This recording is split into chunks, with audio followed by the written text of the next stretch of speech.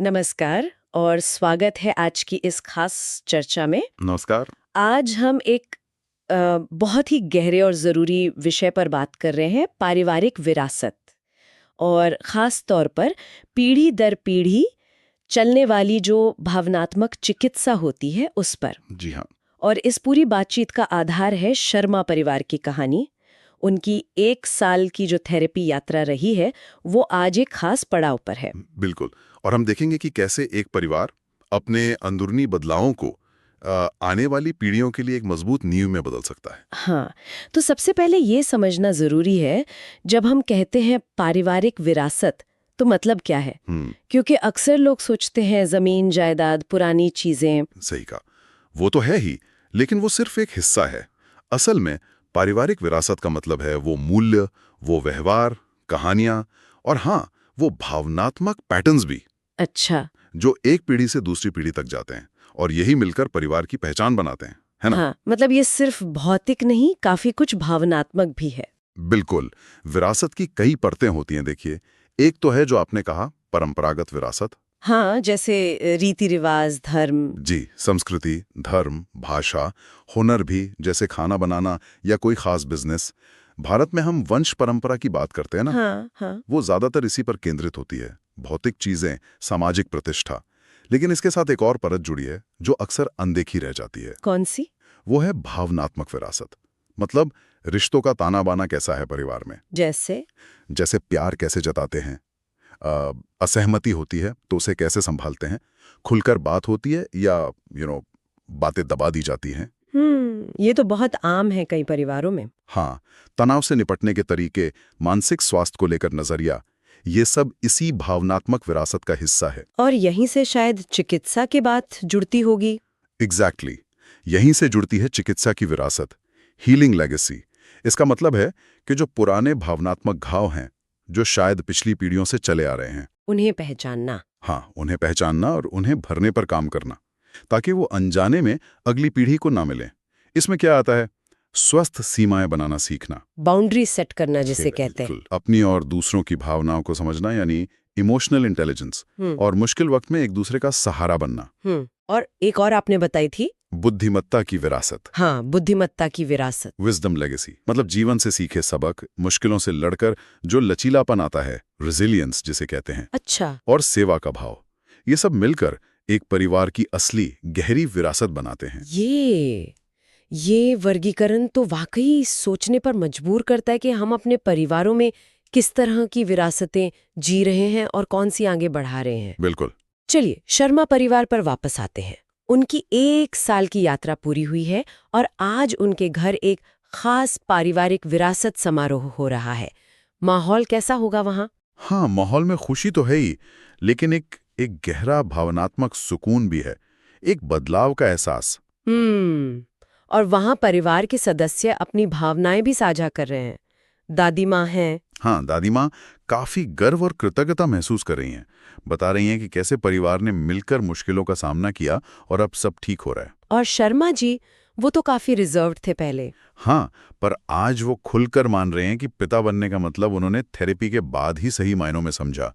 अपनी भावनाओं को व्यक्त करना सीख रहे हैं। और आंटी, उनका अपनी माँ के साथ कुछ कॉम्प्लेक्स रिश्ता था, है ना? जी, वो मदर कॉम्प्लेक्स जिसे कहते हैं, माँ के साथ अनसुलझे भावनात्मक मुद्दे जिनका असर उनके व्यवहार पर था, उस पर उन्होंने काम किया है। तो अब वो अपनी पेरेंटिंग में एक नया संतुलन महसूस कर रही हैं।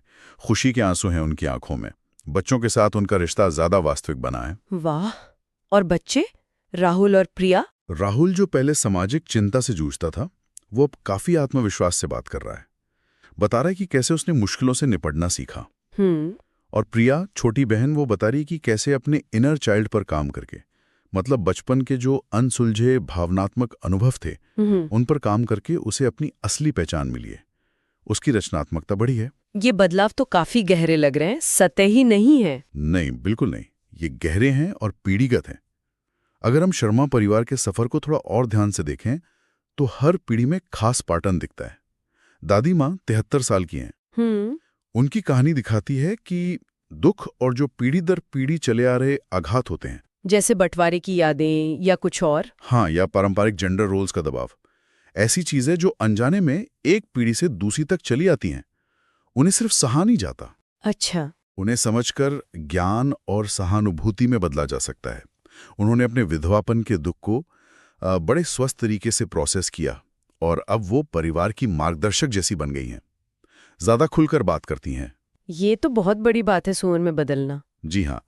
फिर मध्य पीढ़ी में शर्मा जी 47 और आंटी 45 हैं। उन्होंने पेरेंटिंग के पुराने ढर्रे तोड़े हैं। कैसे? शर्मा जी, जो भावनात्मक रूप से शायद उतने उपस्थित पिता नहीं थे पहले, उन्होंने उस पैटर्न को बदला, एक प्रेजेंट सहयोगी पिता बनने का रास्ता चुना। इसके लिए मेहनत लगी होगी। हाँ, अपने पिता के साथ जो उनके अपने भावनात्मक घाव थे, उन पर काम करना पड़ा।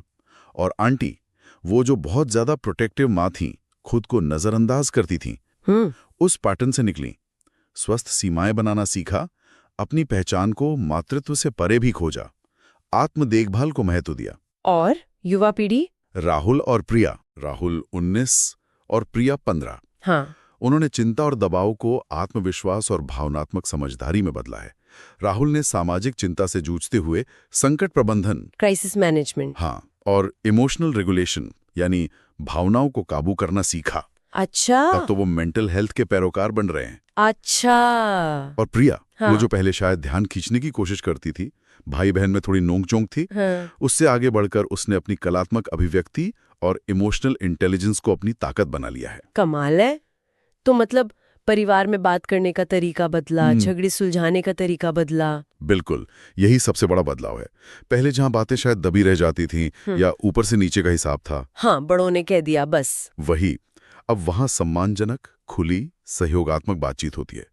झगड़े टाले नहीं जाते, बल्कि बैठकर सुलझाने के तरीके खोजे जाते हैं। और मानसिक स्वास्थ्य को लेके नजरिया? वो भी बदला। पहले जो शायद एक कलंक था जिसके बारे में बात करने से कतराते थे, अब वो परिवार में सामान्य बातचीत का हिस्सा है। और मदद लेना, जरूरत पड़ने पर पेशेवर मदद लेना अब कमजोरी नहीं बल्कि ताकत माना जाता है। ये बहुत बड़ा शिफ्ट है। ये सुनना बहुत बहुत प्रेरणादायक है। लेकिन एक सवाल मन में आता है, अक्सर होता है कि ऐसे बदलाव आते तो हैं पर टिकते नहीं, समय के साथ धुंधले पड़ जाते हैं। शर्मा परिवार ने ये कैसे सुनिश्चित किया कि ये हीलिंग सिर्फ एक घटना बनकर न रह जाए, एक स्थायी विरासत बने? ये बहुत बहुत महत्वपूर्ण सवाल है और शर्मा परिवार ने भी इस पर सोचा। उन्होंने महसूस किया कि इस बदलाव को सहेजने और आगे बढ़ाने के लिए इसे सचेत रूप से दस्तावेजीकृत करना होगा। दस्तावेजीकृत मतलब लिखना? हाँ, लिखना, रिकॉर्ड करना। दादी माँ ने एक पारिवारिक चिकित्सा जर्नल शुरू की। उसमें वो रोज की छोटी छोटी जीतें, जैसे कोई अच्छी बातचीत हुई, कोई पुराना झगड़ा सुलझा, किसी ने अपनी भावनाएं खुलकर व्यक्त की, ऐसे पल वो लिखती हैं। अच्छा। और यहाँ एक दिलचस्प बात है, शोध भी बताते हैं कि विरासत को सहेजने की जो प्रक्रिया है ना, उसे लिखना, रिकॉर्ड करना, ये अपने आप में हीलिंग का एक जरिया बन जाती है। सच में? मतलब लिखने से ही फायदा होता है? हाँ, वो प्रक्रिया खुद परिवार को और करीब लाती है, संवाद के नए रास्ते खोलती है। भले उस दस्तावेज को बाद में कोई रोजाना पढ़े या ना पढ़े, वो एक्ट ऑफ रिकॉर्डिंग ही महत्वपूर्ण है। ये तो नई बात पता चली। और क्या तरीके अपनाए उन्होंने? राहुल जो टेक सेवी है, वो एक डिजिटल प्लेटफॉर्म का आइडिया लेकर आया। Digital platform? हाँ, एक तरह की पारिवारिक वेबसाइट या ऐप। अच्छा। जहां सदस्य अपने हीलिंग के अनुभव, चेक इन्स लॉक कर सकें, तस्वीरें, यादें सहेज सकें और भविष्य की पीढ़ियों के लिए संदेश छोड़ सकें। अरे वाह, ये तो बहुत अच्छा सोचा। मतलब पुराने तरीकों के साथ नए तरीके भी। बिल्कुल, ये दिखाता है कि विरासत को सहेजना कोई पुरानी बासी चीज नहीं है, इसे आज के जमाने के हिसाब से भी डाला जा सकता है। सही बात है। तो विरासत सहेज तो ही, पर उसे अगली पीढ़ी तक पहुंचाने के लिए क्या सोचा? क्या कोई खास तरीका? क्योंकि बच्चे तो बच्चे हैं। हाँ, ये अगला कदम था। उन्होंने समझा कि ठीक है, पैटर्न को आगे बढ़ाने के लिए एक व्यवस्थित तरीका अपनाना होगा और इसका मूल सिद्धांत है उम्र के हिसाब से मार्गदर्शन। अच्छा, एज अप्रोप्रिएट। जी, जैसे प्रिया ने सोचा कि भविष्य में जब वो माँ बनेगी तो अपने बच्चों को बचपन से ही भावनाओं को पहचानने और व्यक्त करने की भाषा सिखाएगी। उन्हें बताएगी कि गुस्सा आना भी ठीक है, उदास होना भी ठीक है। राहुल ने सोचा कि वो अपने छोटे कजिन्स को बातचीत के सलीके, झगड़े सुलझाने के रचनात्मक तरीके सिखाएगा। ये तो बहुत अच्छा है। और परिवार ने मिलकर तय किया कि टीनेजर्स के साथ मानसिक स्वास्थ्य पर खुलकर बात होगी। थेरेपी को नॉर्मलाइज किया जाएगा। मुश्किल समय में मदद कैसे मांगनी है, ये सिखाया जाएगा। तो ये सब प्लान किया उन्होंने? हाँ, और नियमित रूप से लेगेसी बैठकें करने का भी फैसला किया, जहां पुरानी पीढ़ी अपने अनुभव साझा करे, वर्तमान चुनौतियों पर बात हो और जो नए सदस्य परिवार में जुड़ें उन्हें भी हीलिंग के तरीके सिखाए जाएं। मतलब ये एक लगातार चलने वाला काम है। बिल्कुल, ये एक सचेत और निरंतर प्रयास है, कोई ऑटोमेटिक प्रोसेस नहीं है। तो ये जो बदलाव आया, ये सिर्फ परिवार की चारदीवारी तक ही रहा या इसका असर बाहर भी दिखा? नहीं नहीं, बिल्कुल बाहर दिखा। जब एक परिवार अंदर से ठीक होता है ना, तो उसकी सकारात्मक ऊर्जा बाहर फैलती ही है। कैसे? कुछ उदाहरण है? हाँ, जैसे राहुल ने कॉलेज में एक मेंटल हेल्थ अवेयरनेस क्लब शुरू कर दिया, अपने अनुभव साझा करता है वहाँ। अच्छा। आंटी जो हैं, वो स्थानीय महिला समूहों में पेरेंटिंग और इमोशनल वेलनेस पर वर्कशॉप ले रही हैं। अरे वाह। और दादी माँ, वो सामुदायिक केंद्र में अपने जीवन के अनुभव जो उन्होंने सीखा है वो साझा कर रही हैं। इसे कहते हैं हीलिंग का रिपल इफेक्ट। एक लहर की तरह फैलना। जी। और इसके साथ ही उन्होंने एक और काम किया, स्थानीय चिकित्सकों, स्कूलों, हेल्थ केयर प्रोवाइडर्स के साथ मिलकर एक सपोर्ट नेटवर्क बनाने पर ध्यान दिया, ताकि जरूरत पड़ने पर मदद मिल सके। हाँ, और एक और बहुत महत्वपूर्ण पहलू है, पारंपरिक भारतीय मूल्यों को आधुनिक मनोविज्ञान के साथ मिलाना। ये कैसे? ये तो मुश्किल लगता है। मुश्किल है, पर नामुमकिन नहीं। जैसे मातृदेवो भव, पितृदेवो भव का सम्मान करना जरूरी है, लेकिन इसका मतलब ये नहीं कि आप अपनी भावनाएं दबा दें या अस्वस्थ सीमाएं न बनाएं। हाँ, ये संतुलन बनाना जरूरी है। बिल्कुल, माता पिता का आदर करें, लेकिन उनकी भावनात्मक जरूरतों और उपलब्धता पर भी बात हो। यहाँ तक कि त्योहारों को भी उन्होंने भावनात्मक जुड़ाव और अभिव्यक्ति के अवसर के रूप में देखना शुरू किया है। जैसे दिवाली या रक्षाबंधन। हाँ, इन मौक़ों पर सिर्फ रस्में नहीं, बल्कि रिश्तों को मजबूत करने, पुरानी बातें सुलझाने पर भी ध्यान देना। ये पारंपरिक मूल्यों और आधुनिक समझ का संगम, ये वाकई शक्तिशाली लगता है। लेकिन जी, चुनौतियां तो आती होंगी। बिल्कुल आती है। ये बहुत वाजिब सवाल है। चुनौतियां आती हैं, पुरानी आदतें सिर उठा सकती हैं, नई दिक्कतें खड़ी हो सकती हैं। कोई भी परिवार परफेक्ट नहीं होता। तो फिर इसे टिकाऊ कैसे बनाया जाए? इसीलिए शर्मा परिवार ने एक दीर्घकालिक दृष्टि और विरासत स्थिरता योजना पर भी काम किया, मतलब भविष्य के लिए तैयारी। उसमें क्या क्या शामिल है? उसमें परिवार के सदस्यों के मानसिक स्वास्थ्य, प्रशिक्षण और जरूरत पड़ने पर पेशेवर मदद के लिए संसाधन अलग रखना। अच्छा, एक तरह का फंड। हाँ, डिजिटल संग्रह को नियमित रूप से अपडेट करना और समय समय पर, शायद साल में एक बार, किसी बाहरी विशेषज्ञ से सलाह लेकर ये जांचना कि परिवार सही रास्ते पर है या नहीं। एक तरह का ऑडिट। ये जरूरी है। लेकिन इन सबसे ज्यादा जरूरी है हर पीढ़ी की प्रतिबद्धता, वो इच्छा शक्ति। हाँ, वो संकल्प। जी, समारोह में सबने मिलकर एक संकल्प लिया था, हम शर्मा परिवार वादा करते हैं कि हमारी चिकित्सा यात्रा यही नहीं रुकेगी। हम सचेत रूप से अपनी भावनात्मक विरासत को पोषित करेंगे और इसे आने वाली पीढ़ियों तक पहुंचाएंगे। ये जो सामूहिक इच्छा शक्ति है ना, यही स्थिरता की असली कुंजी है। और इस समारोह का समापन भी बहुत खास था, है ना? वो हेरिटेज बॉक्स और टाइम कैप्सूल वाली बात। हाँ, वो बहुत ही भावनात्मक क्षण था।